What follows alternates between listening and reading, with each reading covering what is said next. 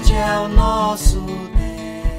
Meus irmãos, então mais uma vez, uma alegria nós podermos estar juntos aqui, na manhã do domingo, dia do Senhor, para podermos estudar acerca deste tema que nós temos tratado, que é a respeito de Deus e das suas perfeições. Hoje, com a graça do Senhor, nós vamos encerrar este tópico e, com isso, a gente vai encerrar o segundo capítulo, da Confissão de Fé, e a gente vai entrar no terceiro capítulo, que trata dos decretos divinos, dos decretos de Deus. Um capítulo muito rico e que traz bastante discussão, dentre as propostas teológicas, porque é um capítulo que vai tratar especificamente do modo como Deus executa, os seus decretos, do modo como Ele ordena todas as coisas. E aí, às vezes, isso traz algum impacto na vida cristã, porque as pessoas não querem, em geral, ter alguém que mande nelas, O ser humano quer ser autônomo sempre. Então, isso gera muitas discussões, mas é um assunto que nós vamos, com a graça de Deus, iniciar posteriormente. Hoje nós vamos fechar, então, tratando do último parágrafo do capítulo 2 da Confissão de Fé, que é o capítulo que trata da Trindade, o parágrafo, melhor dizendo, que trata da Trindade.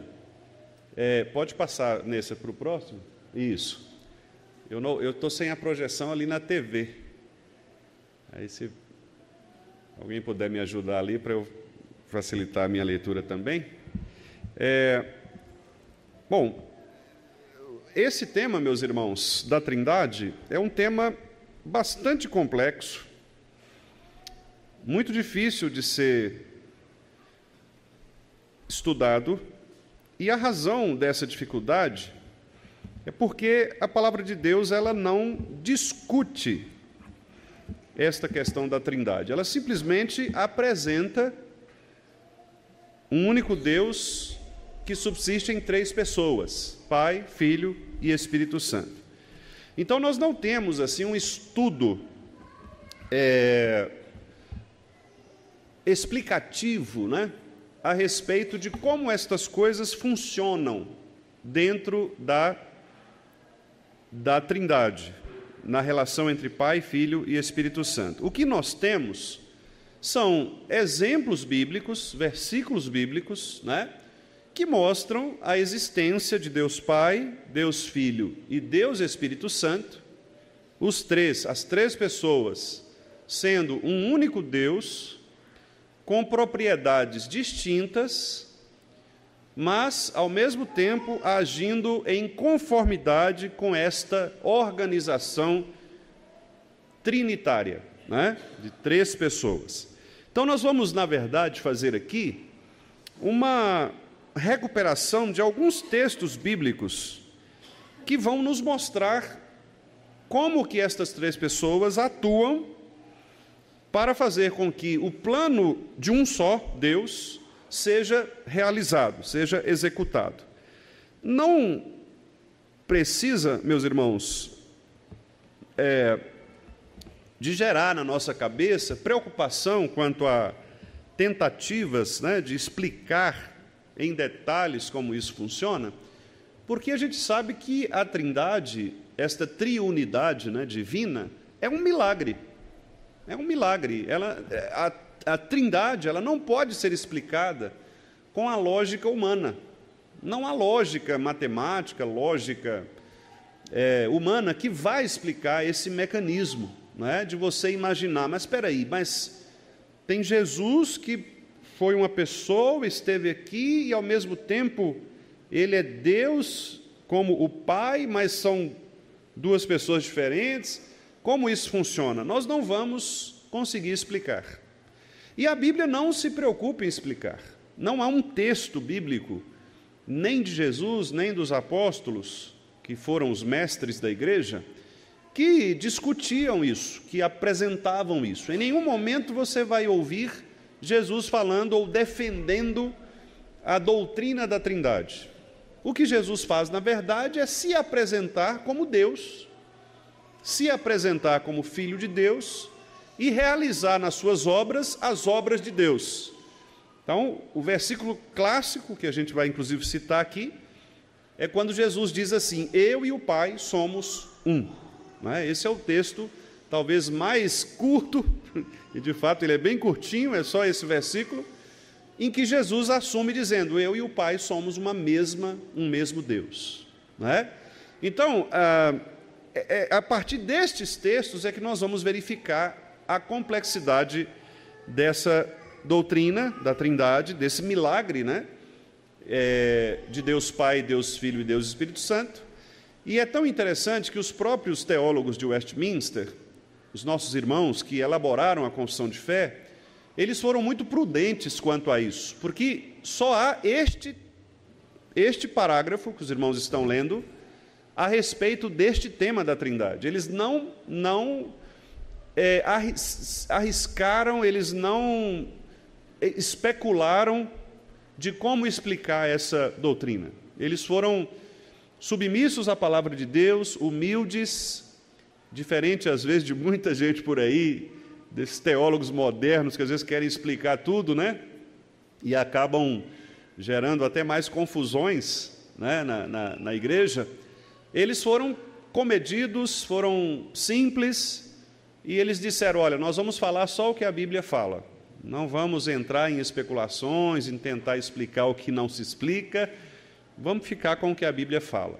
E nisso eles produziram então esse pequeno parágrafo, que nós estamos lendo aí projetado, e eu vou pedir aos irmãos para a gente ler juntos, para então começar aqui a nossa pesquisa, nas Escrituras, mostrando aqui vários textos, e eu vou fazendo também algumas observações a respeito de algumas ideias, que os teólogos reformados eles apresentam em relação à Trindade. Vamos ler então este parágrafo? Vamos lá. Na unidade da divindade há três pessoas, de uma mesma substância, poder e eternidade: Deus o Pai, Deus o Filho e Deus o Espírito Santo. O Pai não é de ninguém, não é nem gerado, nem procedente. O Filho é eternamente gerado do Pai. O Espírito Santo é eternamente procedente do Pai e do Filho. É isto que a confissão fala a respeito da Trindade Santíssima. Vejam que é um texto muito resumido, objetivo. Daí vão sair muitas doutrinas complicadas, que inclusive são pregadas hoje. Talvez a mais conhecida delas seja aquela que é replicada pelos testemunhas de Jeová. Os testemunhas de Jeová, eles não aceitam esta ideia de que Jesus Cristo ele é Deus na mesma substância. Para eles, Jesus foi criado, não é, como diz o texto da confissão, eternamente gerado do Pai. Então, é um tipo de teologia que nós chamamos de modalismo. Eu não vou entrar nesses detalhes, porque são assuntos complexos, mas, resumidamente, o Filho não é da mesma substância do Pai. Então, o Filho, Jesus Cristo, ele é gerado, ele não é eterno como o Pai, ele nasceu, ele teve um início, ele não é eterno, e daí os irmãos já sabem onde isso vai nos levar. Negar a eternidade de Jesus vai complicar muita coisa na Escritura Sagrada, inclusive a criação, porque nós vemos que na criação Jesus Cristo estava ali presente, porque ele é eterno. João diz que sem ele nada do que foi feito se fez. Então, negar esta eternidade de Jesus já é um grande problema. Os testemunhos de Jeová, portanto, eles têm doutrinas como estas, Por isso, não abra a sua porta para um testemunho de Jeová, a menos que você queira e tenha o propósito de evangelizá-lo, o que será muito difícil, porque ele já tem uma cabeça muito ideologicamente fechada, e a menos que, de fato, seja um terreno fértil ali, preparado pelo Espírito Santo do Senhor, eles vão te dar ouvidos, mas é muito difícil, porque é uma seita bastante enrijecida nestas propostas que eles fazem. E uma delas, então, é esta, é negar a Trindade, o que para nós é fundamental, na nossa compreensão da teologia. Muito bem. Então, o que é que nós vamos fazer aqui, como eu disse aos irmãos? Nós vamos coletar alguns textos bíblicos, e eu vou, como sempre, tenho feito, seguir aqui a expressão didática, o texto que é utilizado pela teologia do pastor Joel Bick, e vou seguindo aqui alguns tópicos que ele coloca e tentando explicar aos irmãos. Primeiro texto que eu gostaria de ler é o texto do Evangelho de Marcos, que, aliás, nós já temos lido aqui na Escola Dominical.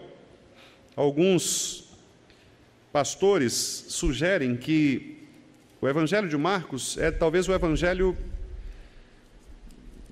mais indicado para quem deseja conhecer de maneira rápida o Evangelho de Jesus Cristo, porque, de fato, Marcos é o evangelho mais curto, é o mais sintético de todos, ele não se aprofunda em muitos detalhes e ele faz uma leitura rápida, o que não significa dizer que não seja profunda, mas ele faz uma leitura rápida acerca de Jesus Cristo e do ministério de Jesus. Então, veja logo no primeiro versículo, Marcos capítulo 1, versículo 1, veja como que Marcos, então, ele define o seu evangelho. Vamos ler juntos? Marcos 1:1. Vamos lá.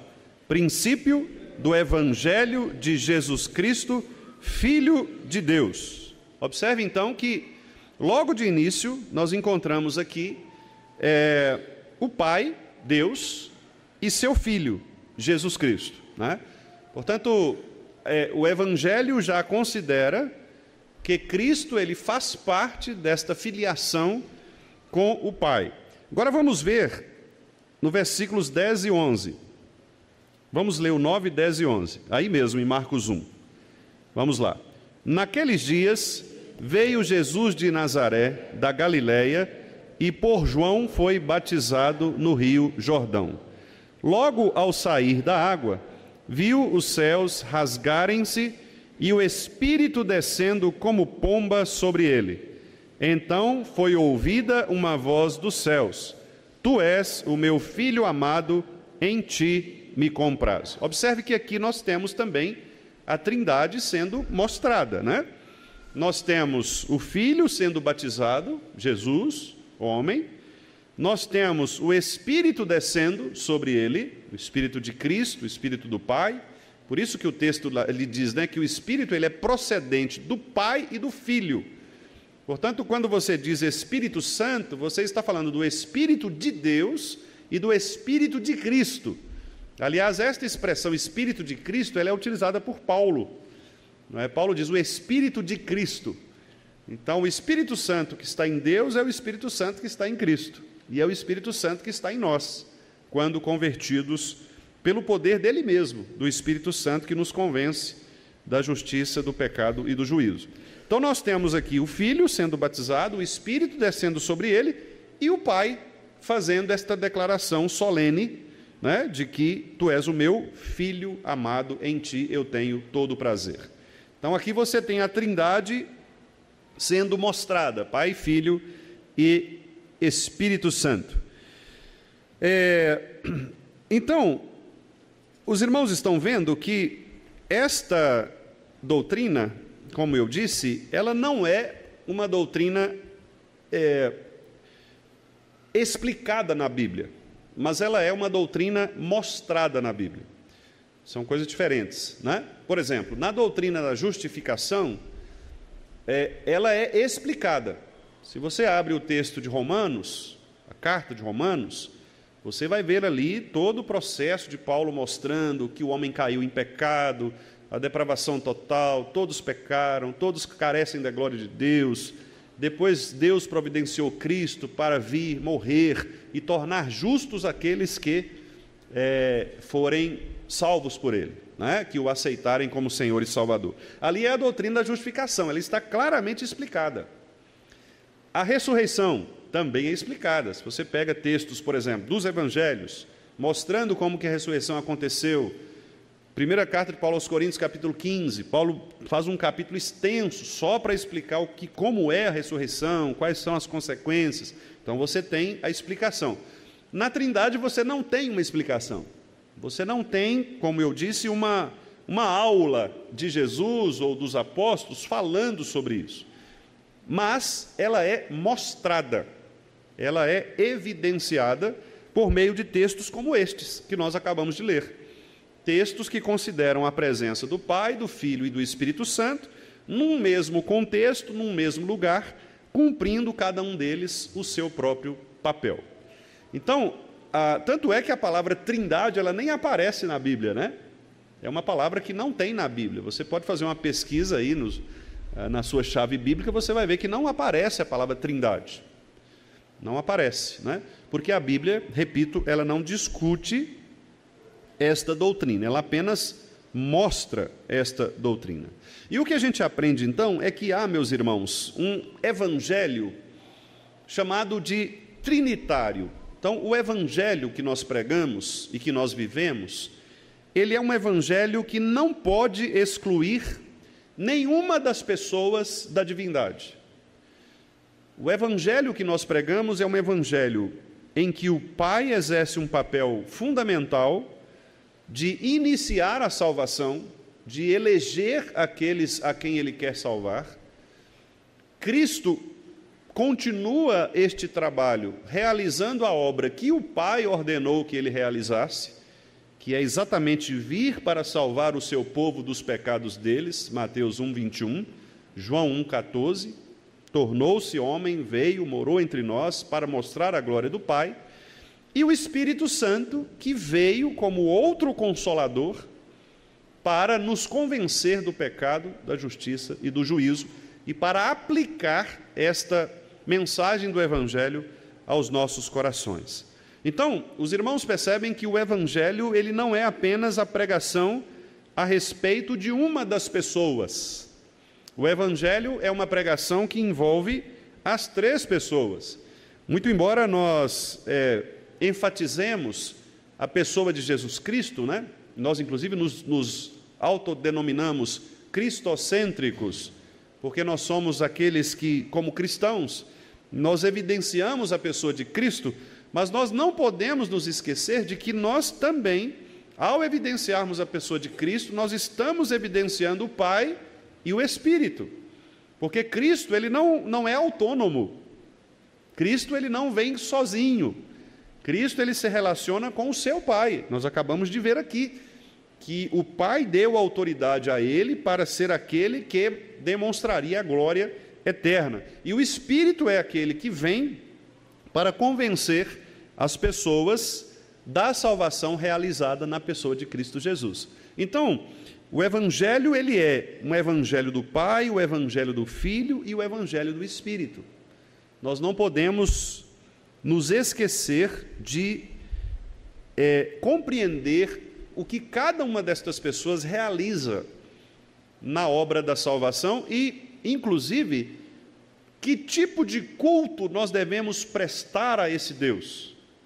Porque o culto que nós prestamos a Deus não é um culto que nós prestamos apenas a uma das pessoas, mas nós prestamos um culto às três pessoas, que são um único Deus.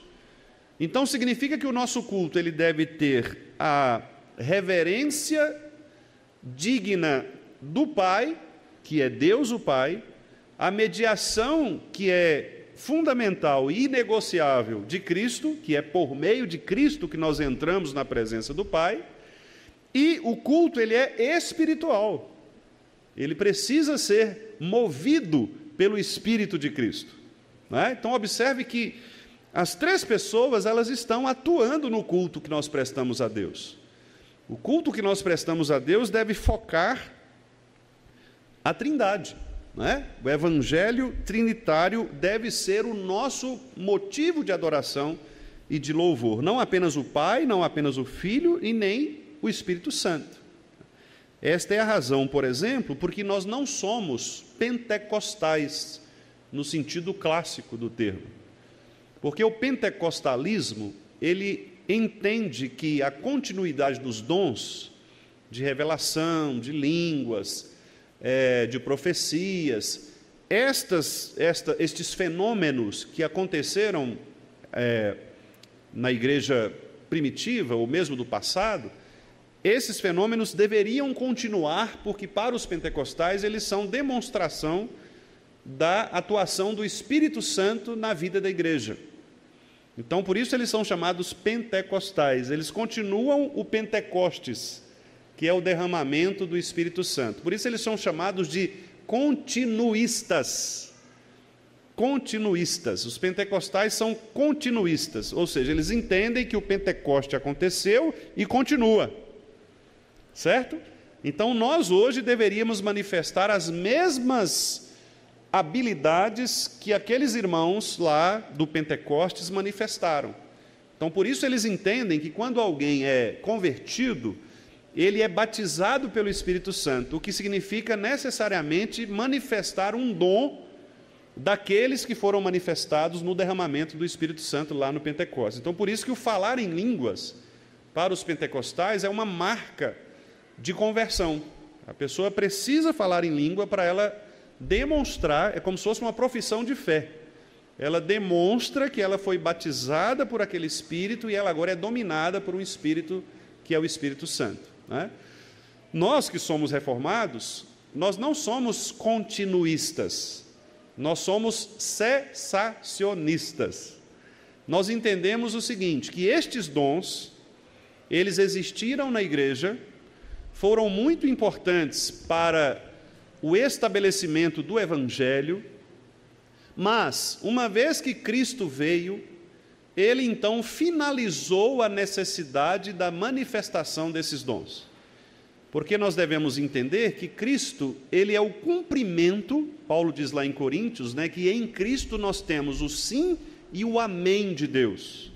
Então, Cristo, ele é o cumprimento solene de todas estas coisas.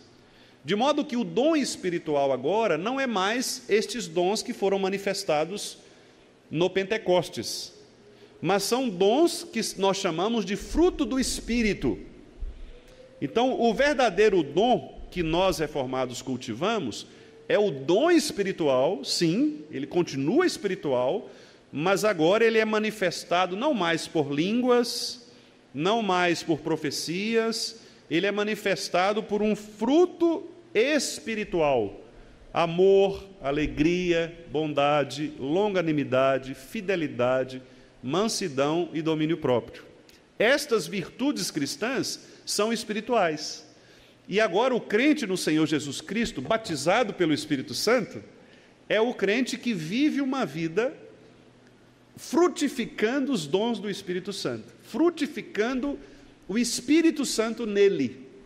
Então, o verdadeiro batismo espiritual não é o falar em línguas, não é a profecia, não é o dom de cura ou qualquer outro tipo de manifestação externa, mas é um coração quebrantado, transformado, a ponto de minha vida manifestar estas virtudes espirituais que são próprias do cristão. Então, é por isso que nós, reformados, presbiterianos, nós não entendemos que alguém que diga, eu me converti, eu recebi o Espírito Santo, ele precise necessariamente falar em línguas. Porque a manifestação ou a confirmação desta recepção do Espírito Santo não é uma confirmação específica de um dom específico, mas é a manifestação do fruto do Espírito, é o testemunho cristão. Por isso que quando alguém vai diante do conselho se apresentar para se tornar membro da igreja, o conselho observa, né, exatamente estas características. Quer dizer, este alguém, ele demonstra na sua vida regular ser alguém de fato transformado. O conselho não pergunta para a pessoa, você já falou em línguas? Você já fez alguma profecia? Não. O conselho observa e fala, essa pessoa, ele vive buscando aperfeiçoar-se, santificar-se na palavra de Cristo. Ele cultiva o dom do Espírito Santo, ele está crescendo na graça e no conhecimento de Jesus. São estas as perguntas que nós devemos fazer a nós mesmos e aquelas pessoas que vêm e que demonstram aceitar o Evangelho, porque isto é o batismo do Espírito Santo, percebe? Então, Jesus, por exemplo, ao ter sido batizado pelo Espírito Santo, aqui neste texto que nós acabamos de ler, ele não saiu falando em línguas, certo? Jesus não falou em línguas, Jesus não fez nenhuma profecia, Jesus continuou como ele estava, né? Diz o texto que ele foi, inclusive, levado para ser tentado por Satanás. Então, foi exatamente o oposto do que os nossos irmãos, a quem nós respeitamos, né? Os nossos irmãos pentecostais, o oposto do que eles defendem. Então, nós não somos continuistas. Nós não entendemos que os dons de Pentecostes permanecem. Nós somos cessacionistas. Nós entendemos que esses dons, eles cumpriram um papel específico na igreja, foram importantes, mas houve um tempo em que eles deixaram de ser importantes, porque o grande objetivo deles era mostrar Jesus Cristo. Uma vez que Cristo veio e cumpriu o seu ministério, hoje nós não precisamos mais desses dons, porque a palavra ela é completa. E tudo o que se precisa saber a respeito de Jesus está na Bíblia. Não é preciso que alguém levante durante um culto e diga, eu tenho a palavra do Senhor, assim diz o Senhor. Não, porque onde é que nós lemos assim diz o Senhor? Na Escritura. Então, como o reverendo Nicodemos costuma dizer, né? Se você quer ouvir assim diz o Senhor, abra sua Bíblia e leia. Né? Assim diz o Senhor, abra sua Bíblia e leia. Ali Deus está dizendo, né? Então, hoje nós temos o fechamento da Escritura, que é exatamente onde Deus nos fala. Então, nós não precisamos de novas revelações do Espírito, não precisamos de manifestações extraordinárias. Lá mesmo no Novo Testamento, Paulo já começava a discutir isso, porque os crentes de Corinto começaram a fazer uma espécie de disputa, né, entre eles, dizendo, olha, quem fala mais em línguas, quem cura mais, e aí eles começaram a fazer uma escala de quem é mais crente, né? Os crentes, quem é mais espiritual dentre os crentes. E Paulo corrige isso quando ele escreve aquele capítulo maravilhoso que nós sabemos, que é o capítulo 13 da primeira carta de Corinto, né? Quando ele fala, irmãos, olha, vocês querem mesmo procurar um dom excelente? Esse dom é o amor, né? Não é falar em línguas, não é profetizar. Paulo chega a dizer, olha, eu prefiro falar 5 palavras na língua de vocês, que vocês vão entender, do que 10.000 palavras em outras línguas que vocês não vão entender. Porque a ideia de Paulo qual era? O amor, ele edifica. O amor, ele não divide. Então, não há essa divisão de eu sou mais espiritual, eu sou o espiritual médio, eu sou o espiritual pequenininho. Não há essa escala, né, na vida cristã. Não há competição na vida cristã. Todos nós somos um mesmo povo que devemos nos ajudar uns aos outros, Colossenses 3,16, habite ricamente em vós a palavra de Cristo, instruindo, aconselhando mutuamente, para que todo mundo cresça no mesmo jeito, né? Eu vou suportando ali o meu irmão, vou trazendo o meu irmão para perto de mim, para que ele cresça comigo, e nós sejamos uma igreja forte, uma igreja atuante, uma igreja verdadeiramente vigorosa na fé, né? E isso não passa por manifestações de dons exteriores. Não é porque alguém fala em língua, alguém profetiza, não. Isso tem a ver com o viver cristão diário, que é exatamente aquilo que eu disse, o fruto do Espírito Santo atuando no coração. Então, eu fiz toda esta abordagem aqui em relação ao Espírito Santo, para mostrar que as 3 pessoas, Pai, Filho e Espírito, elas não trabalham autonomamente. Então, eu estava dizendo, por que nós não somos pentecostais? Exatamente por isso, porque nós não damos ênfase a uma única pessoa, ou nós não elegemos dentre os atributos da divindade aqueles que talvez sejam mais próprios de uma pessoa.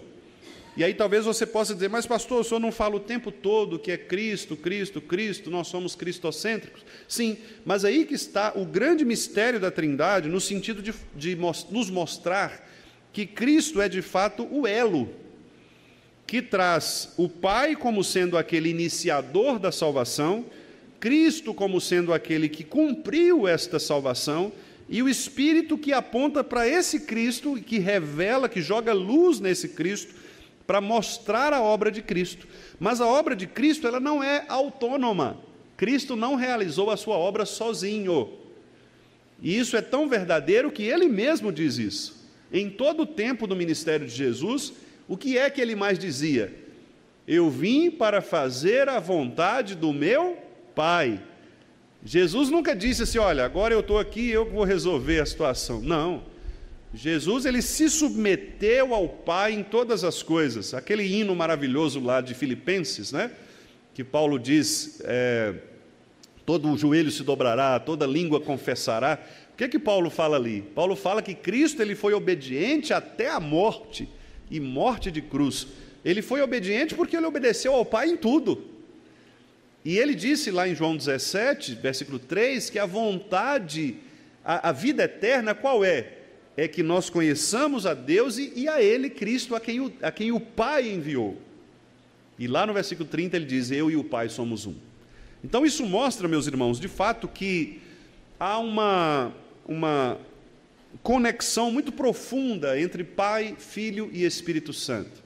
Uma conexão que nós não conseguimos explicar, que, como eu disse aos irmãos, foge a qualquer tipo de lógica humana que nós tentemos ilustrar, né? Não dá para você usar nenhum tipo de analogia humana, embora alguns tentem fazer, mas todas elas serão insuficientes para mostrar o que significa este papel da Trindade. Bom, o Pai é iniciador da salvação, envia Cristo para cumprir este papel de salvar o seu povo, e o Espírito para convencer este povo de que Deus, o Pai, elegeu este povo para que Cristo pudesse morrer por este povo. Vamos ver Gálatas, capítulo 1, versículo 4. Gálatas 1, 4.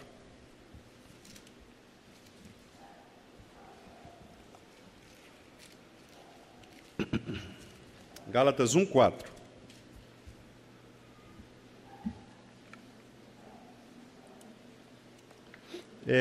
Nós vamos ler de 1 a 4, porque para a gente perceber aqui como que Paulo menciona, né, as três pessoas.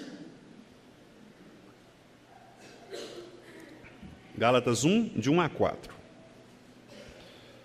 Vamos ler?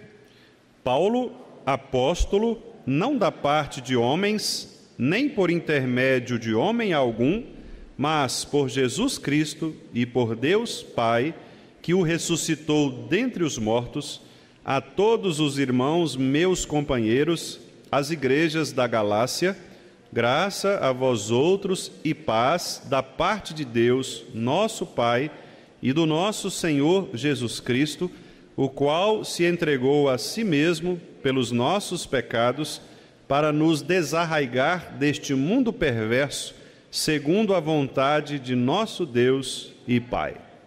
O 5, né? A quem seja a glória pelos séculos dos séculos. Amém. Observe aí, então, como que Paulo trata, né? Ele apresenta aqui a relação pai-filho. Ele diz no versículo 1 que esse Cristo, né? Por Jesus Cristo e por Deus Pai. Então, observe que o Evangelho, como eu estava dizendo, ele é um Evangelho de Cristo, porque Evangelho exatamente são as boas novas, as boas notícias de salvação, e essas boas notícias nós ouvimos em Cristo, né? Mas elas são fruto de uma relação com o Deus Pai. Esse Deus Pai ressuscitou Jesus dentre os mortos. Mas veja que ao mesmo tempo no versículo 4, Paulo diz que foi Cristo que se entregou. Lá o pronome aí é um pronome reflexivo, né? Ou seja, a ação foi feita por aquela mesma pessoa, o qual se entregou. E aí ele ainda completa, a si mesmo, que é o que a gente chama de pleonasmo. Nesse caso aqui não é um pleonasmo vicioso, né? O pleonasmo vicioso é aquele que você fala a mesma coisa, por exemplo, subir para cima, descer para baixo, sair para fora, entrar para dentro, né? São pleonasmos viciosos, porque entrar já é para dentro, sair já é para fora, subir já é para cima, né? Então seria forma de você repetir desnecessariamente. Nesse caso aqui não, nesse caso é um tipo de pleonasmo, que é um pleonasmo aceitável, porque é um pleonasmo de ênfase. O que Paulo faz aqui é dizer, assim como ele diz lá em Romanos também, que ele fala da graça gratuitamente, né? Ele usa duas palavras para trazer ênfase. O que ele quer fazer aqui é dizer o seguinte: olha, Cristo, ele se entregou, e ele se entregou por sua própria vontade. É isso que ele quer dizer.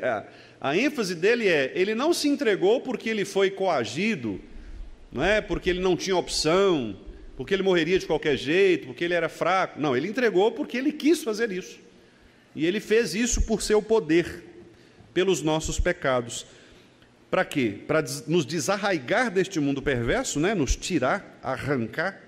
Eu acho muito interessante essa expressão aqui, né? Desarraigar, quer dizer, veja que as nossas raízes pecaminosas, elas estão neste mundo perverso. Não tem jeito, a gente quer fixar o pé neste mundo, né? E o Evangelho, ele nos desarraiga, né? Ele nos tira a raiz, né? Ele puxa a gente lá de baixo. Você, igual aquelas leguminosas, né, que você põe a mão assim, arranca tudo.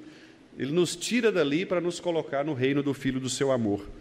E aí, Paulo diz aqui: segundo a vontade de nosso Deus. Parece uma contradição, não parece? Porque você fala: mas espera aí, Paulo não falou, o senhor não ensinou aí agora que Cristo entregou a si mesmo por vontade própria? E aí, de repente, o versículo fala que foi por vontade do Pai?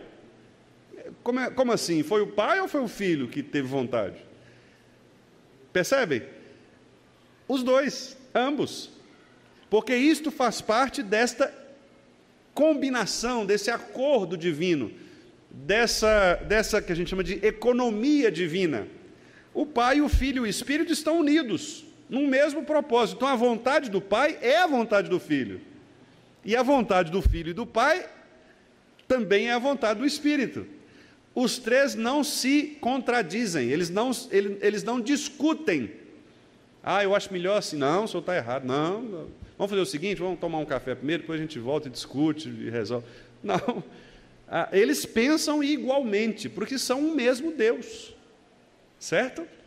Um mesmo Deus. Não tem como explicar, né? Não tem como explicar. É como se nós pegássemos três pessoas aqui, diferentes, mas que pensassem a mesma coisa. Não tem como a gente imaginar isso, porque nós, seres humanos, não somos assim, né? Mas a Trindade é isso.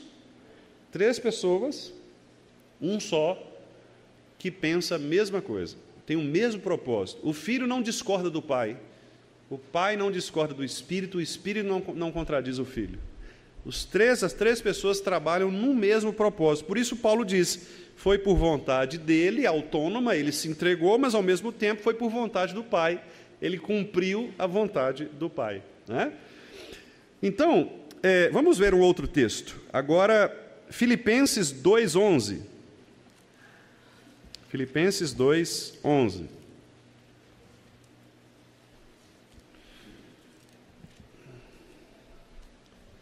Filipenses 2:11, que é o texto que eu citei, né, do hino maravilhoso aí. Filipenses 2:11, vamos ler? E toda língua confesse que Jesus Cristo é Senhor, para a glória de Deus Pai. Está vendo? Então aqui também Paulo está dizendo: olha, as pessoas elas vão render graças, né, ou render autoridade a Jesus, reconhecendo que Ele é Senhor, na verdade, não para glorificar a Jesus, mas para glorificar o Pai. Mas observe, o Pai, ele não pode ser glorificado fora da pessoa de Jesus. Percebe? Então, olha de novo a mesma combinação. Não há como você adorar o Filho sem adorar o Pai, ou adorar o Pai sem adorar o Filho. Não tem como você adorar o Pai e o Filho sem adorar o Espírito Santo. Não dá para você fazer essa escolha, porque você só pode adorar o Pai na pessoa do Filho, movido pelo Espírito. Certo? Então, todas as pessoas trabalham para um só propósito, não é? Vamos ver mais um texto. Romanos 8:9.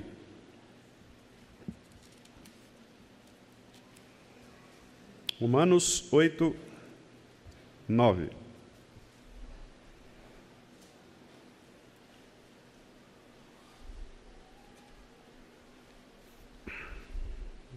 Nós podemos ler até o 11, para a gente perceber um pouco mais esta relação. Vamos ler Romanos 8, então, de 9 a 11. Vamos lá. Vós, porém, não estáis na carne, mas no Espírito, se de fato o Espírito de Deus habita em vós. E se alguém não tem o Espírito de Cristo, esse tal não é dele. Se, porém, Cristo está em vós, o corpo, na verdade, está morto por causa do pecado, mas o Espírito é vida por causa da justiça.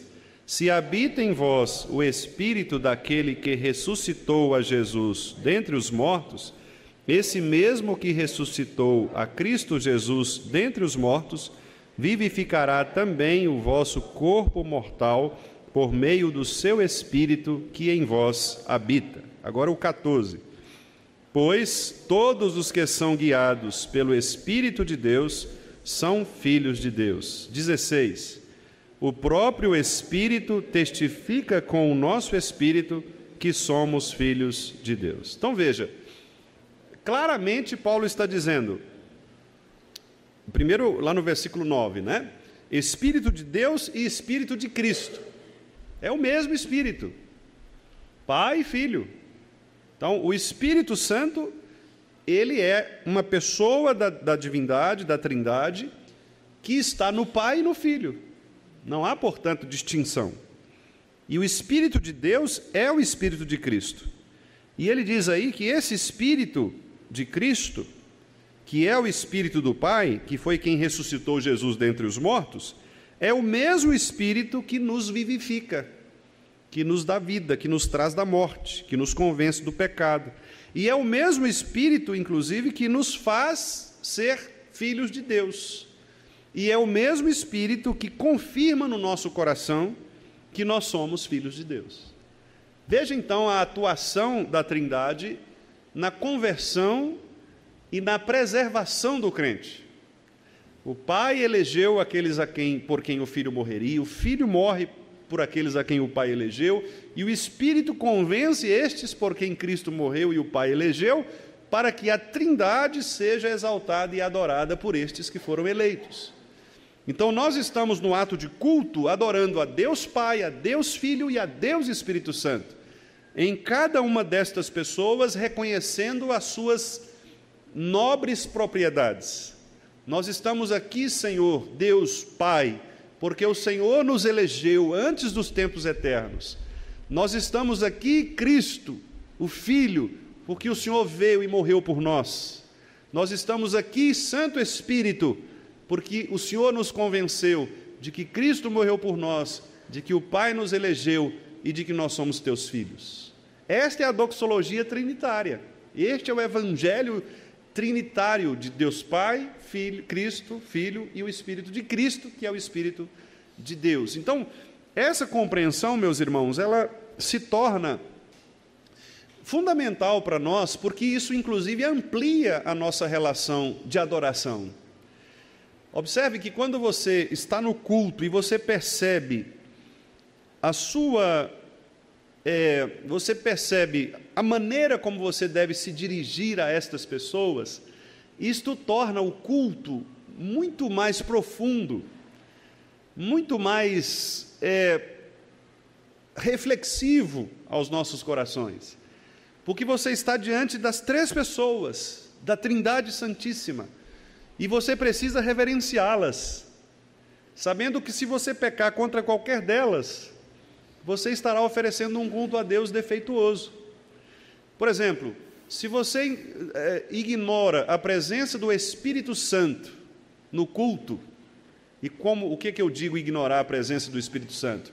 Ignorar, por exemplo, que Deus nos fala por meio da abertura do nosso coração, da nossa mente, que Deus trabalha as nossas emoções, Ele nos convence.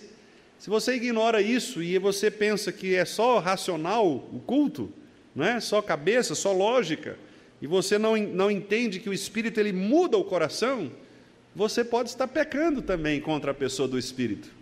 Não me refiro aqui à blasfêmia, né? Porque a blasfêmia contra o Espírito Santo é a ausência de conversão, é rejeitar a salvação. não é esse o caso. Eu estou me referindo aqui a um pecado que nós cometemos contra uma pessoa, né, da divindade, que pode ser este. Ou então, contra Cristo, por exemplo, pensando que eu estou oferecendo a Deus Pai um culto fora da pessoa de Cristo, fora da mediação. É como eu entro na presença do Pai sem considerar que eu só posso estar aqui porque Cristo me trouxe até aqui.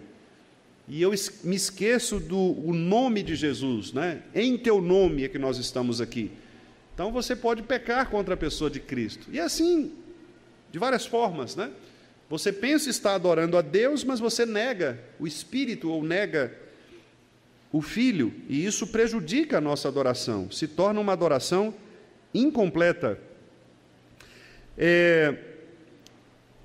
Vamos ver mais um texto, e esse é um texto que, inclusive, foi pregado aqui pelo reverendo Josafá, quando ele usou a expressão Abba, Pai, né? Vamos ver aqui, no texto mesmo de Romanos, eu deixei para a gente ler depois, versículo 15, Romanos 8, 15.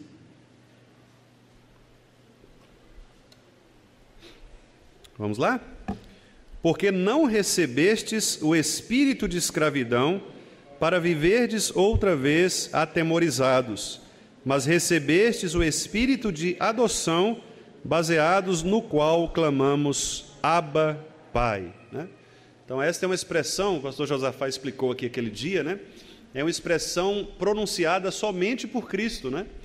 Cristo foi quem disse Abba, e isso faz com que a nossa filiação, né, a nossa entrada na família divina, seja uma entrada por meio de Cristo. Só nós, filhos, temos o direito adquirido, né?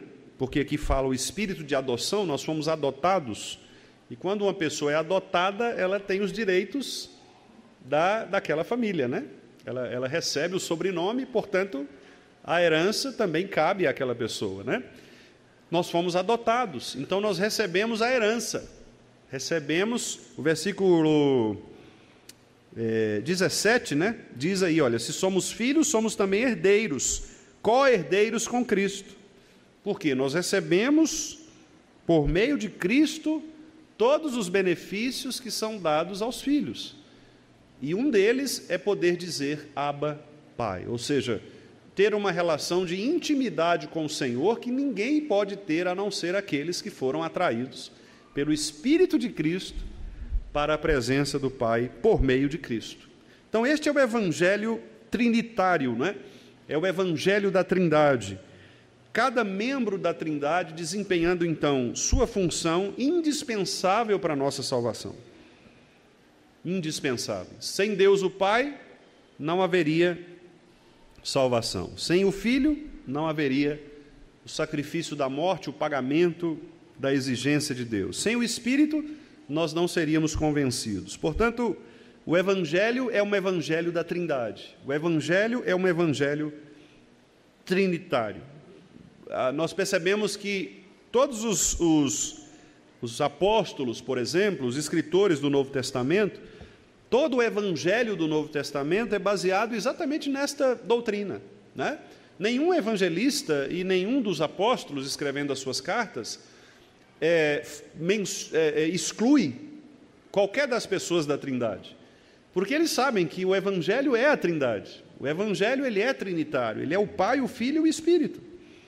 Então, por isso que Tiago disse lá na sua carta, né, que a crença em Deus, e ali ele está se referindo a Deus somente como um ser criador, a crença em Deus não resolve, porque os demônios também creem em Deus, nesse aspecto, desta crença numa divindade. Porque o Evangelho, ele é não só a crença em Deus, o Pai, mas é a crença na Trindade, na obra de Cristo por meio, na obra de Deus por meio de Cristo, motivada pelo Espírito, convencida a nós pelo Espírito. Então, se não houver a compreensão desta obra trinitária, não há salvação e não há a clareza do que é o Evangelho. Então, por isso que não adianta você pregar para as pessoas a crença em Deus. Você precisa crer em Deus. Não, não é crer em Deus. O demônio também crê em Deus. Ele sabe que Deus existe, sabe que Deus é poderoso, não é essa crença universal, né? As pessoas precisam crer no Evangelho trinitário, do Deus que enviou Jesus para salvar o seu povo dos pecados deles, e de Cristo que os convence dessa condição de pecado e da necessidade que tem da salvação. Este é o Evangelho trinitário, isto é o Evangelho que deve ser pregado, né? Então, meus irmãos, a gente percebe que, na verdade, desde muito tempo, né, a afirmação da palavra de Deus sempre foi esta afirmação trinitária. Os irmãos se lembram, por exemplo, que quando o povo de Israel, especialmente sob Moisés, né, o povo de Israel estava em alguma situação de encrenca ali ou com o Egito, ou com alguma outra nação inimiga, sempre Moisés trazia à memória do povo o aspecto da aliança. Quer dizer, o Deus criador, o Deus Elohim, o Deus que criou todas as coisas, é o Deus do pacto, é o Deus da aliança, é o Deus que constitui um povo para fazer desse povo o seu povo e representante deste Evangelho. Vamos ver, por exemplo, vamos ver dois textos aqui. Deixe-me ver aqui. Vamos ver Deuteronômio 4, 34 e 35. Deuteronômio 4, 34 e 35.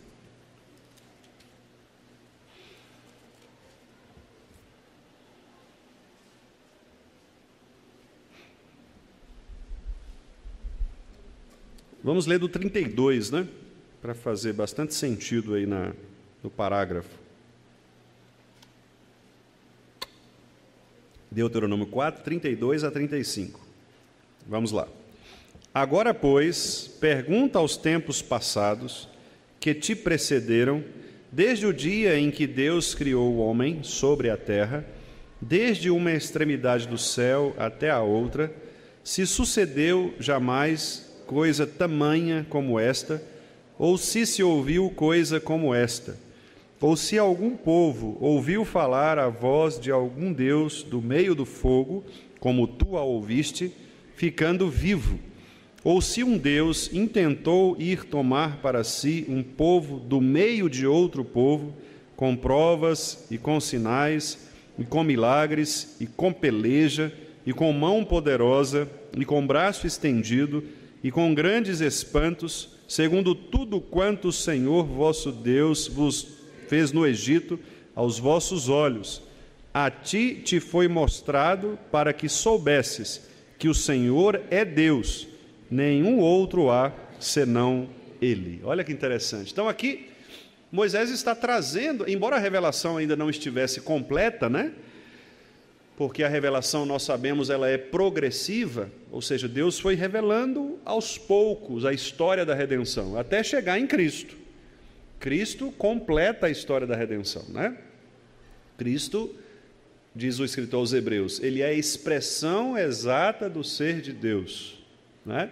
Então, Cristo completa esta revelação. Embora esta revelação ainda não estivesse completa, observe que a fé produzida no coração de Moisés e do povo ali, era uma fé trinitária, era um evangelho trinitário, porque ele fala a respeito do Senhor, que está com as letrinhas maiúsculas aí, né?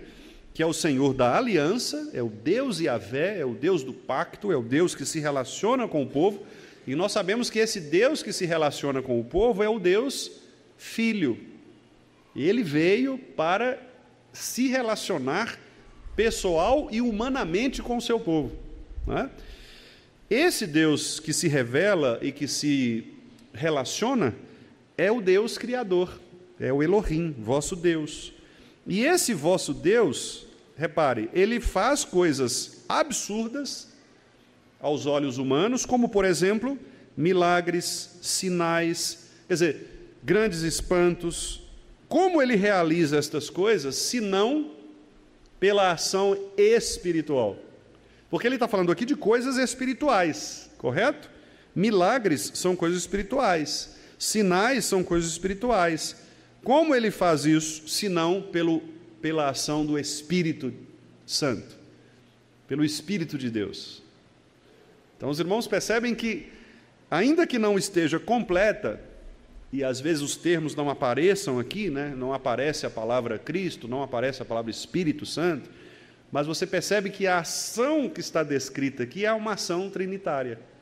É uma ação que envolve o Deus Pai Todo-Poderoso, Cristo presente com o seu povo, porque a aliança estava sendo mostrada, e o Espírito, que é o motivador da realização destes atos milagrosos, sinais e etc.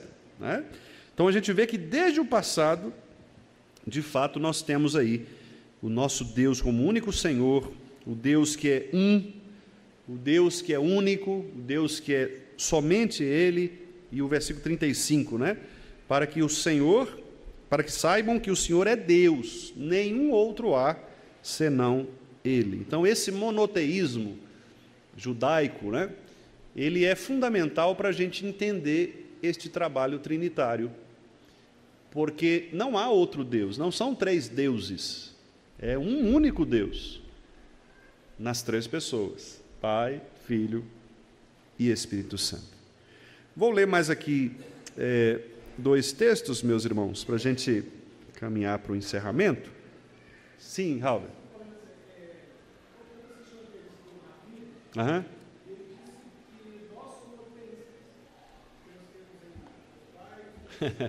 Pois é.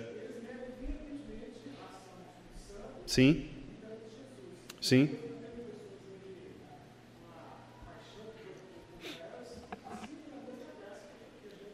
Sim. Chegou um microfone aí, Raul? Usa só para a transmissão ouvir a gente também. O povo judeu hoje, eles negam que Jesus...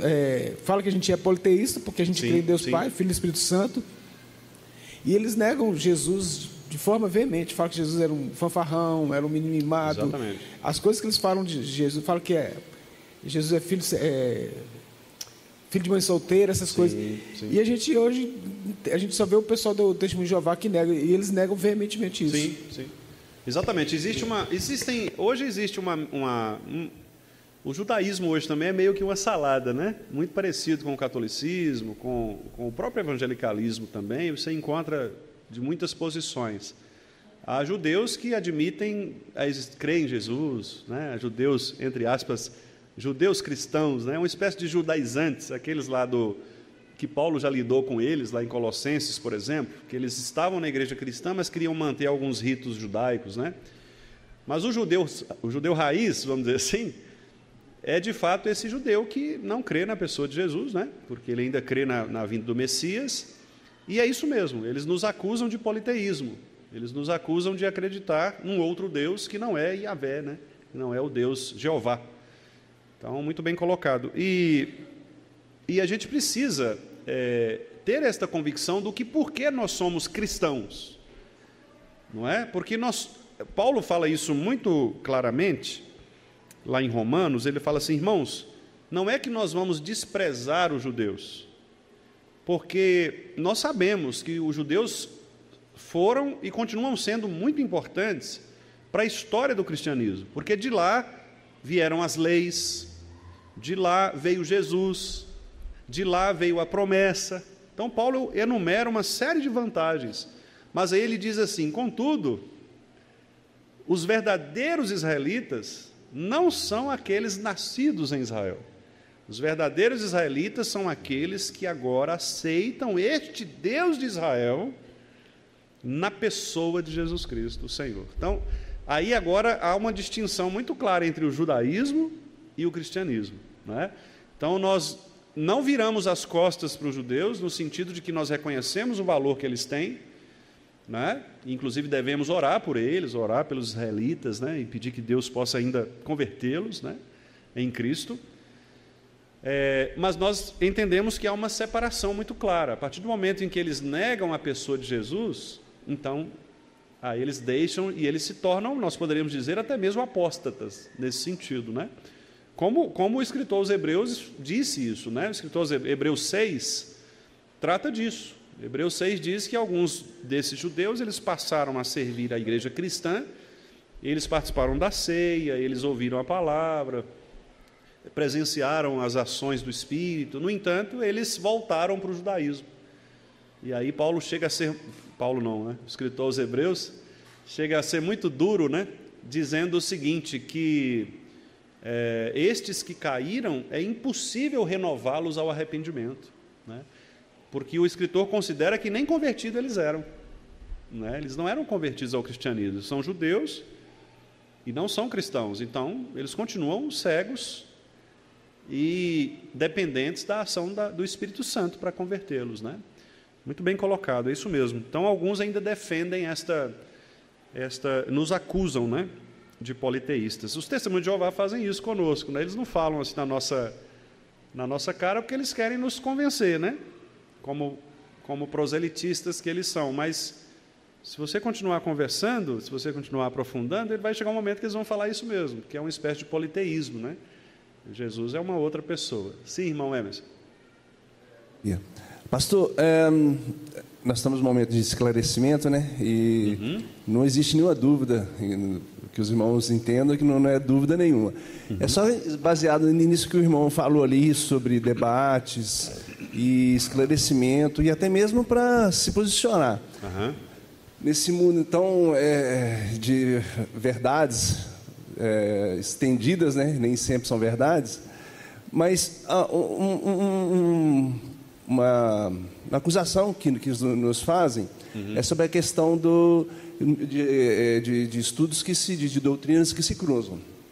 Da Trindade, por exemplo, que nós estamos estudando agora, como, por exemplo, a da eleição. Sim. Se fomos eleitos, não basta crer. Não é? Porque Judas creu, mas ele não era um eleito.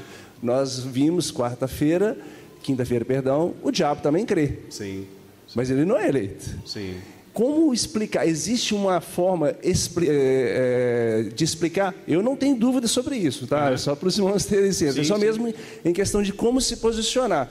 Porque um arminiano não refuta totalmente essa questão da eleição. Sim. Os testemunhos também de Jeová. Então, como, sendo o senhor um expert no assunto, por gentileza, é possível ter uma explicação mais plausível, mais lógica e fácil de entendimento? Então, a pergunta é muito boa, né? Também. E assim, existe uma expressão na teologia que ela é muito interessante. Ela, em português, ela se chama ordem da salvação, né? Os teólogos costumam usar a expressão latina, que é ordo salutis, é a ordem da salvação. E, como a própria expressão já indica, existe uma ordem na salvação. Deus não atua. Vou tentar ilustrar o seguinte. Quando você compra você faz uma assinatura de uma TV por assinatura, ou um curso, você vai fazer um curso online, né?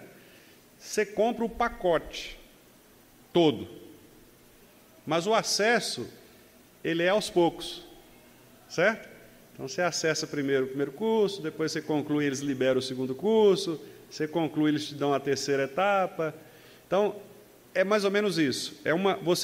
A salvação ela é um pacote inteiro, mas Deus vai aplicando esta salvação aos poucos, gradativamente, na chamada ordem da salvação. Então, a primeira coisa que acontece é a eleição.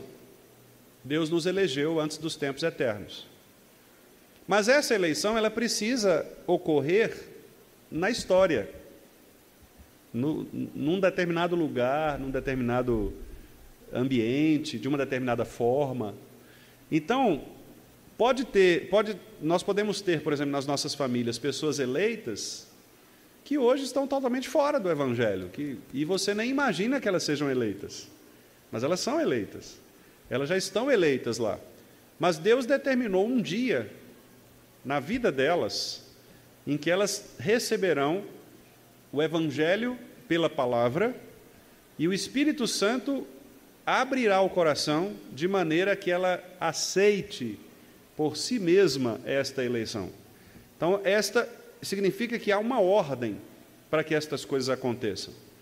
Então, o eleito, ele vai comprovar a sua eleição, digamos assim, exatamente no momento em que ele receber este dom do Espírito e crer na obra de Cristo Salvador. esta crença universal que eu falei, né, das pessoas que creem em Deus, creem nessa divindade, creem até mesmo no Pai, são simpáticas há pessoas que são simpáticas, gostam de vir à igreja, gostam de ouvir sermões, mas nunca são convertidas, né? Elas gostam do ambiente religioso, então estas pessoas elas não passaram por esse processo de uma conversão genuína, individual. Então, até que isso aconteça, nós não podemos dizer se ela é ou não uma eleita. Porque o eleito, necessariamente, obrigatoriamente, ele passará por um processo de conversão. Foi o caso do ladrão na cruz, né? No último momento, ele passou por um processo de conversão, de arrependimento. Talvez a dúvida aconteça em casos em que isso não seja possível de ser visto. Por exemplo, crianças que morrem na infância. Uma pergunta que muitos fazem: essa criança ela vai para o céu, vai para o inferno? A eleição diz que elas já estão determinadas. Há crianças que vão para o inferno, há crianças que vão para o céu. Isso depende da eleição. Elas não tiveram tempo e talvez nem racionalidade suficiente para declarar o seu pecado e aceitarem sua conversão. Mas nós cremos que elas, sendo eleitas antes dos tempos eternos, elas serão salvas, certo? Isso acontece também com casos de pessoas que têm problemas psiquiátricos, problemas de má formação cerebral, né? Índios não. Não, mas aí índio, se for condenado, está condenado. Aí não tem problema. Deus vai para o inferno assim mesmo. Depois eu explico isso, só para não deixar o irmão assim. Entendeu? Então, quer dizer, nesses casos, a pessoa vai passar pelo processo de conversão, né? E aí, a não ser esses casos excepcionais, que nós não conseguimos explicar, porque isso está dentro da soberania de Deus. Quer dizer, eu não sei por que Deus permitiu que alguém, por exemplo, que tem uma deficiência cerebral, uma paralisia cerebral, por exemplo, não tem como eu dizer que aquela pessoa ela não tem a razão suficiente ali para demonstrar, né, a sua conversão.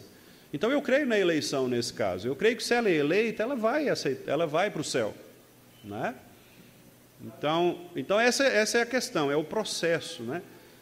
O eleito ele vai passar pelo processo de ouvir o Evangelho. A pregação vem pelo ouvir a palavra de Deus, né? A salvação é o ouvir a palavra de Deus pregada. O Espírito Santo trabalha no coração em que esta palavra foi plantada, é a semente que foi jogada no solo fértil. Esta pessoa, ela então crê nesta palavra, crê na obra de Cristo e ela se rende a Jesus. Então é todo um processo, né? É uma ordem de salvação mesmo, em que as coisas vão sendo aplicadas gradativamente, né? Pastor, é o seguinte. Sim. Ouvi uma pregação no YouTube de pastor que fala que há pessoas que estão no mundo que Deus está perto dele, tem Deus perto dele. E pessoas estão na igreja que Deus está longe dele. É possível isso? É possível. Talvez ele tenha, eu não sei que contexto, né? Eu estou pegando só a fala, né? Mas eu estou entendendo o seguinte, que ele possivelmente está falando de pessoas que estejam na igreja, mas que não sejam crentes, né? E isso é possível. Nós sabemos que há joio dentro da igreja, né? Mesmo. Como o caso de Hebreus 6, que eu citei aqui. Pessoas que fazem parte da comunidade cristã, experimentam as bênçãos cristãs, às vezes até professam mesmo a fé, mas fazem isso de boca para fora, né? Não fazem isso com o coração. Então elas não são crentes de verdade, embora demonstrem externamente parecerem crentes, né? Mas não são. Por isso a nossa responsabilidade, irmã Arminda, de examinar a nós mesmos, né? Todos os dias. Paulo fala isso, né? Não só no momento da ceia, examine-se, pois, o homem a si mesmo, e assim como do pão, mas um exame contínuo de nossa vida, né? Porque às vezes nós achamos que somos crentes e não somos. Isso dá um medo na gente mesmo, dá um certo temor. Alguns irmãos já chegaram para mim e falaram: pastor, será que eu sou crente mesmo? Porque tem horas que eu tenho medo, assim, eu fico pensando, será que eu sou crente? Né? E só para tranquilizar os irmãos, eu já passei por isso também. Nós passamos por isso. Né? O pastor Calvino diz que isso é uma forma de Deus nos manter crentes. Quando a nossa fé ela é abalada, quando há dúvidas, né, em relação à nossa fé, isso é bom, porque nos faz clamar mais ainda pelo Senhor, né? Senhor, tem compaixão de mim, aumenta em mim a fé, me dá a certeza da salvação, né? Como Davi fez lá no Salmo, né? Não retires de mim o teu Santo Espírito, restitui-me a alegria da tua salvação, né? Então essa oração é uma oração crente, é uma oração que não é movida por autoconfiança, por uma presunção de que, não, eu sou eleito mesmo, e aí posso viver de qualquer jeito, que eu vou ser salvo. Não, isso não existe, né? O eleito, muito pelo contrário, ele está sempre ali querendo se agarrar a Cristo, porque ele sabe que sem Cristo ele nada pode fazer. Pode completar, irmã.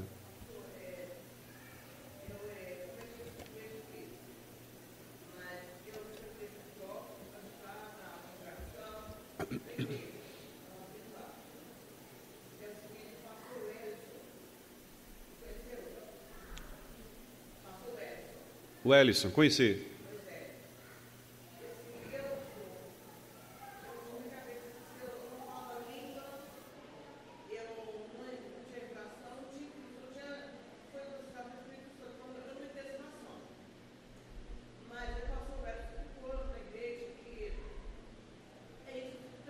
Uhum. Sim. Exatamente.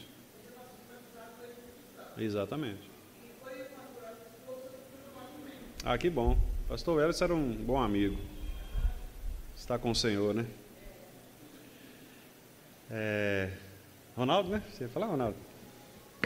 Pastor, quando você estava falando aí, tem o caso de Jacó e Esaú, né? Que no ventre materno já foi escolhido, né? Exatamente. Um escolhido e outro não. A minha pergunta é a seguinte, não sei se é pelo estudo de hoje, a gente fica analisando, por exemplo, o final do Apocalipse, falando mais sobre só Senhor, Deus e o Alfa e o Ômega. Sim. Na eternidade, essa trindade vai cessar, porque nós vamos só ver só Jesus, né? O Filho, sim. O Espírito Santo não vai ter mais de convencer ninguém do pecado, sim. E o Pai é Espírito, nós não vamos ver, né? Então, cessa, nós vamos adorar só um Deus único lá, ou a trindade também? Não, a trindade permanece, é eterna, né? Não cessa. A questão é que a forma visível de Deus é Cristo. Cristo é a imagem de Deus, né? A imagem absoluta, perfeita de Deus. Então nós só podemos ver Deus na pessoa de Cristo. Por isso que ele falou com o Felipe lá, né? Ô Felipe, tanto tempo você está comigo e está pedindo para ver o Pai, eu e o Pai somos um, né? Então quer dizer, se você olhar para mim, você vai ver o Pai. Claro que Jesus não está dizendo ali de ver o Pai no sentido da completude de Deus, porque Deus é infinito, né? Então, olhar para Jesus não significa ver Deus de maneira infinita. Significa ver o que Deus quis revelar dele a nós. Então nós veremos Cristo glorificado, e ao vermos Cristo glorificado, nós saberemos nele o Pai e o Espírito, exatamente pelo fato de que ele é um Deus, né? Nós veremos a pessoa, mas a presença de Deus, o Apocalipse diz inclusive que nós não precisaremos de sol, né? Porque o brilho da glória de Deus estará. Então nós veremos Deus, digamos, de outros modos, né? Talvez com essa manifestação gloriosa da presença de Cristo, né? É isso aí. Sim, irmão Romar. Tá chegando o som para o senhor aí. Espera só um pouquinho, só para os irmãos que estão na transmissão ali acompanharem. A respeito do comentário do irmão Emerson, eu me lembro uma vez uma pessoa me fez uma pergunta assim, justamente essa, assim, se já somos eleitos, então não precisa pregar. Aí a única coisa que eu pude responder para ele foi o seguinte: qual foi a ordem de Jesus Cristo quando ele estava subindo para o céu? Pois é. Pregar. Ide e pregai o Evangelho. Exatamente. Então é ordem. Exatamente. Ordem não se discute, Isso. cumpre. É porque Deus ele estabelece o fim E os meios. A pessoa, por exemplo, ela fala assim, mas se eu sou eleito, então não precisa pregar. Não, mas Deus estabeleceu que o eleito vai ser salvo ouvindo a pregação. Exato. Então isso está conectado, entendeu? Nós não vamos deixar de pregar porque os eleitos são eleitos. Não, o eleito ele vai manifestar a sua eleição na pregação. Então, por isso, muito pelo contrário, é aí que nós temos que pregar mesmo.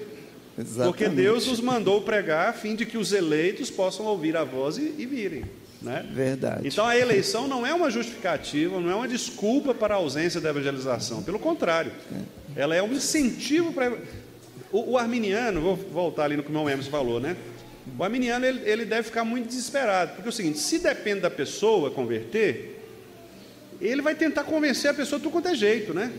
Verdade. Tudo quanto é jeito. Aquele caso que eu contei para vocês do moço da roça que foi para a igreja, converteu e a esposa não queria ir. E ele foi chamando, até o dia que ele perdeu a paciência, pegou um porrete de amansar a vaca e falou assim, o negócio é o seguinte, pá, hoje você vai comigo para a igreja, senão eu te cubro no porrete aqui. E aí ela foi e converteu, né? Então o método de conversão aí foi um método agressivo, violento, evangelismo explosivo, né? Mas funcionou, vai saber. Deus, né, não sei, não é o melhor método, claro, né? Ninguém vai aconselhar a fazer isso, mas foi assim que Deus quis lá, né? Então, tem um método. Deus não estabelece só o final da história, Ele estabelece o meio, né? Então o eleito ele vai ser o salvo como? Ouvindo a pregação do Evangelho. Aí deixe-me só eu ir ali no irmão Halver, porque só para não deixá-lo com aquela pulga atrás da orelha. Como que nós cremos na questão, por exemplo, dos índios, né? Nós cremos o seguinte, que todo ser humano ele está morto em seus delitos e pecados. Para que ele seja salvo, ele precisa ouvir o Evangelho, como nós acabamos de falar aqui. Então nós cremos que há, por exemplo, eleitos entre os índios. Nós cremos. Por isso, inclusive, nós enviamos missionários para no meio dos índios. Mas nós cremos que estes índios, os eleitos, os indígenas eleitos, eles vão se converter por meio da pregação da palavra. Então, de alguma maneira, Deus vai providenciar, se há eleitos ali, eu creio que Deus vai providenciar uma maneira do Evangelho chegar até eles pela palavra. Então, é um missionário, é alguém que viaja para algum lugar e converte, volta e prega para a sua tribo. Quer dizer, Deus faz, de acordo com a sua vontade, o caminho que Ele quer fazer para que a palavra chegue até aquele lugar, né? Então, é nisso que nós cremos. Nós cremos que se aquela pessoa morrer sem a pregação do Evangelho, sem ser eleita, obviamente ela vai para o inferno mesmo, né? Por isso que eu dei aquela resposta assim rápida, né? Ela vai para o inferno, porque sem a pregação da palavra, sem a conversão, não há salvação mesmo, né? Pastor, desculpa, mas sem querer polemizar. Sou Diogo. Não, fica à vontade. Sem querer polemizar, mas só para dar mais ênfase na pergunta, talvez não ficou clara. Sim. Não a questão da progressão. Porque a palavra do Senhor nos diz em João que todo aquele que nele crê será salvo. Certo. No versículo, quem nele crê não é julgado. O que não crê já está julgado. Sim. Porque não crê no nome unigênito do Filho de Deus. Sim. A questão aqui, a pergunta é, se ele é eleito... Sim. Ou melhor, se a palavra do Senhor, a nossa única regra de fé e prática, está falando, certo, todo aquele que nele crê, sim, será salvo. Sim. Ok? Ele não está falando da progressão, está falando veja bem, eu não estou defendendo ninguém, eu só estou colocando os argumentos. Uhum. Todo aquele que nele crê será salvo. Sim, sim. Se existe uma progressão, então não é só o crer. Não, e existe também existe a eleição. Isso. Como conjugar toda essa questão. Tá. Como ele vai crer? Ele vai crer porque ele é um eleito. É isso. Ele vai crer, né? Lembra lá de João 1, versículo 12, né, que diz que Deus deu o poder de serem feitos filhos de Deus àqueles que creem no seu nome. Né? Então, não são os nascidos da carne, não são os nascidos do sangue, são os nascidos de Deus. E o que significa nascido de Deus? Os eleitos. E os eleitos recebem o poder para crer. E aí eles creem. Então, quando o texto diz assim, aquele que crê em mim, né, terá a vida eterna, ou aquele que crê em mim, ainda que morra, viverá, quem que tem o poder para crer? Os eleitos. Efésios capítulo 2, de 1 a 10. Né?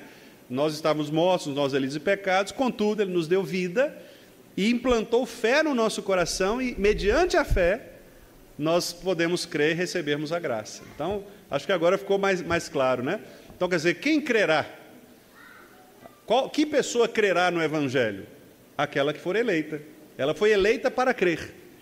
E se ela é eleita para crer, aí Deus vai providenciar um meio de ela ouvir esta palavra e se reconciliar com Ele. Ainda que ela esteja lá no cafundó, né, do Judas, ela vai ouvir de alguma maneira a palavra do Evangelho. Como nós não sabemos. Às vezes está passando um avião lá e cai uma folha da Bíblia lá, cai uma Bíblia, não sei, né? Às vezes um pombo correio. Deus, o Espírito sopra onde quer. Mas o fato é que ela vai ouvir a palavra do Senhor e o Espírito vai aplicar no coração esta palavra, né? Ok, meus irmãos? Hoje foi animado, né? Gostei de ver. No finalzinho, todo mundo. Sim, irmão Henrique. Minha vez agora. Do início, quando a gente fez a leitura ali, eu vi que a confissão fala que o Filho é eternamente gerado do Pai. Sim. Como que a gente deve entender isso? Porque Deus não é criado e Deus não cria Deus nesse sentido. Como que a gente entende que o Filho é gerado pelo Pai? Como que a gente deve interpretar isso? Essa geração aí, Henrique, tem a ver com o nascimento, com a encarnação de Jesus. Lembra que na encarnação de Jesus não houve uma relação entre marido e mulher, uma relação natural, né? Então Cristo, ele foi gerado porque ele não é criado. Cristo não é criado, ele é gerado, ou seja, ele nasceu de mulher, nascido de mulher, mas sem a intervenção do homem, de José, no caso, né? Então o Filho aí se refere à encarnação do Verbo, à encarnação desse Cristo, tá certo? Não significa dizer que ele não existia, né? Porque talvez essa seja a dúvida. Então quer dizer que Deus existiu primeiro e Cristo veio depois, né? Porque fica parecendo isso. Mas não é. O que a confissão quer dizer, a intenção dos irmãos que escreveram, é se referir à encarnação.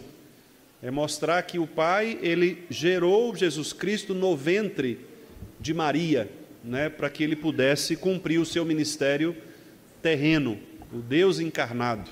Então essa é a ideia. A geração tem a ver com isso mesmo, né, com a gravidez de Maria, para a gente ser mais específico assim. Certo? Então, ele não foi criado por Deus, né? Não é uma criação. Ele já existia na eternidade, mas ele foi gerado no ventre pelo Espírito Santo, inclusive, né?